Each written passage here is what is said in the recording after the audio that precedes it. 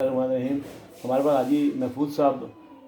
تشریف لائے ہیں، مرکزی سیرت بلاد کمیٹی کے سینئر ممبر ہیں۔ تو ان سے ہم پوچھتے ہیں کہ کرونا کے حوالے سے جو حالات چل رہے ہیں تو یہ خدمت بھی کر رہے ہیں لوگوں کی، جو لوگ بے روزگار ہیں اس موقع پہ خدمت بھی کر رہے ہیں لوگوں کی، اور اس کے علاوہ ان سے ہم پوچھتے ہیں کہ کرونا کے حوالے سے لوگوں کو کیا احتیاطی تدابیر اختیار کرنی چاہیے اور کیا ایسے کیا سے کریں جس سے وہ اپنے آپ کو بچا سکے۔ تو حاجی صاحب آپ اس میں کرونا کے حوالے سے اپنے خیالات کا اظہار کریں کہ لوگوں کو کیا تدابیر اختیار کریں تاکہ وہ اس سے بچ سکیں۔ جی بسم اللہ الرحمن الرحیم۔ جی جیسا کہ آپ کو معلوم ہے کہ آج کل کرونا کا پورے دنیا میں جو سا سما آیا ہوا ہے، اللہ تعالیٰ پہلے تو اس سے بچائے۔ یہ ہمیں یہ کہ سب سے پہلے کہ کوئی بھی گھر میں داخل ہوتا ہے تو اپنے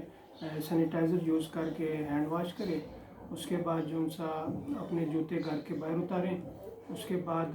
جو سا اپنا گھر میں کوئی پانی صاف لے کر جیسے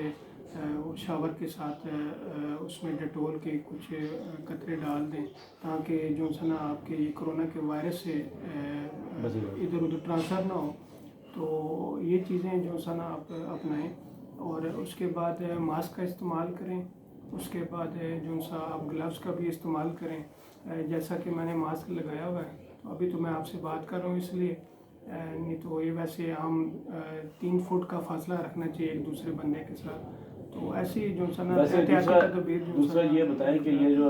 ہم نے بھی دیکھا باہر ہم کہ گئے ہیں، دیکھا لوگ جو احتیاطی تدابیر پر عمل نہیں کر رہے، لوگ گھروں سے باہر نکل کے ٹولیوں کی شکل میں لڑکے پھر رہے ہیں، نوجوان پھر رہے ہیں، حالانکہ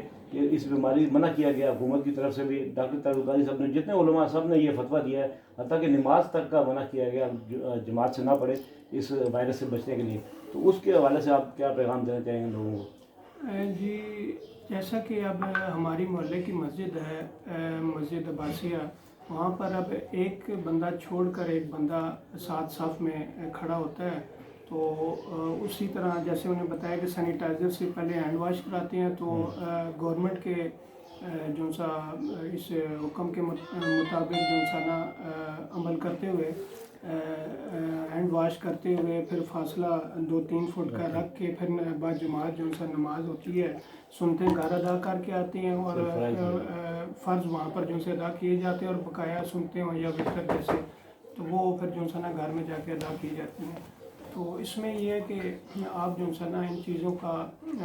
خیال کریں، احتیاط کریں، ورنہ یہ جو سا نا ہمارے لیے بہت آگے جا کے مشکل کا جو سا نا سبب بنے گا۔ تو مجھے لگ رہا ہے کہ شاید گورنمنٹ آنے والے دنوں میں اگر یہ بے احتیاطیاں ہوتی رہیں تو وہ اس میں